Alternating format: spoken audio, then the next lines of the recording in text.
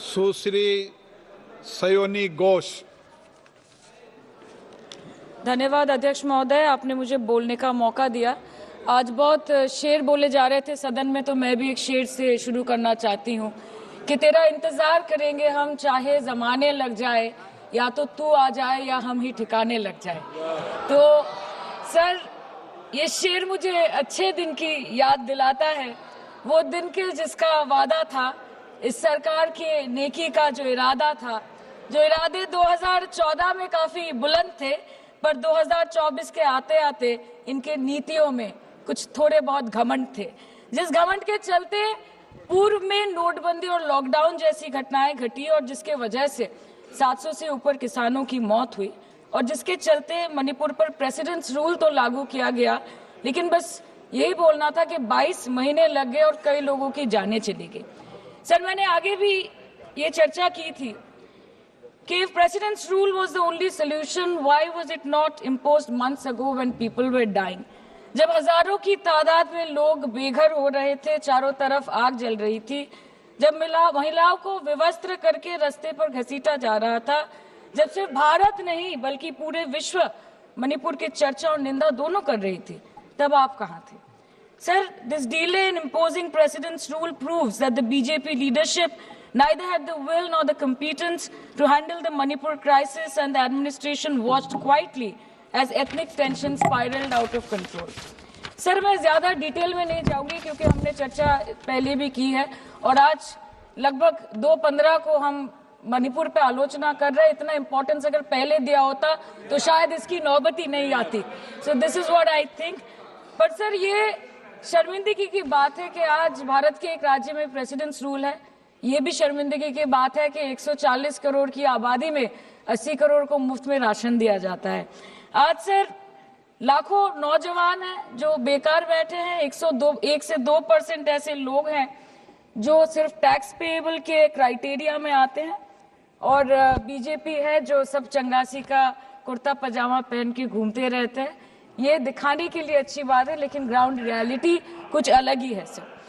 Sir 2023 में top 10 वीपीएनआर की report के अनुसार मणिपुर में 212 दिन से ऊपर इंटरनेट शटडाउन किया गया था, a total of 5,088 hours, marking it the second highest after Jammu and Kashmir.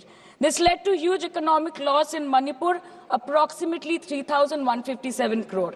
The economic blockade in Manipur affecting the two main national highway lasted for 66 days, with rough estimates of loss of around 250 crore per day, which is a whopping rupees 17,000 crores in over 2 months. Over 67,000 people were forced to leave their homes and cramped up in only 360 relief camps. Nearly 12,000 people fled to Mizoram. Approximately 7,000 people sought refuge in Nagaland, Assam and Meghalaya. Over 1,700 people taken refuge in Kachhat district as of June 2024. और ये सब तो sir registered official figures हैं, न जाने unregistered unofficial और कितने बेघर लोग होंगे जो दूसरों के घर में रह रहे हैं, शायद दूसरे राज्य में रह रहे हैं, दूसरे देशों में रह रहे हैं। ये इसीलिए हुआ है सर क्योंकि मणिपुर की सरकार, डबल इंजन सरकार ने, उनकी मंशा ये नहीं थी कि वहां के लोगों को शुरू से प्रोटेक्शन दिया जाए, कि उनको शुरू से रिलीफ दिया जाए। अगर वही होता तो 22 महीनों से इन्होंने मणिपुर को जलने ना दिया होता। सर, मैं 2 मिनट में खत्म करूंगी। You want to move the resolution, of course we have to be with that, लेकिन 1 अप्रैल 2025 मतलब एक दिन पहले से मिनिस्ट्री ऑफ होम अफेयर्स ने armed forces special powers act को 6 महीनों का एक्सटेंशन देके मणिपुर, अरुणाचल प्रदेश और नागालैंड में इफेक्टिव कर दिया है। इससे समझ आता है that law and order in Manipur has seriously deteriorated. आज भी बीरेन्द्र सिंह जी बीजेपी वाले बोल रहे थे कि 1960 से हजारों रिफ्यूजीज मणिपुर में घुस के बैठे हैं, 2001 का सेंसस रिव्यू करना है और डिलिमिटेशन से पहले एनआरसी लाना है। मतलब आपको कुछ सुधारना नहीं है, आपको बस और बिगाड़ना है।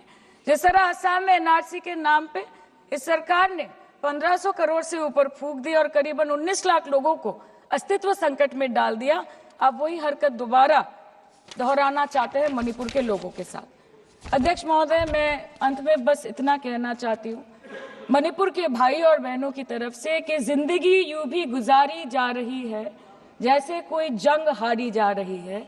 जिस जगह पहले के जख्मों के निशान हैं, फिर वहीं पर चोट मारी जा रही है, फिर वहीं पर चोट मारी जा रही है।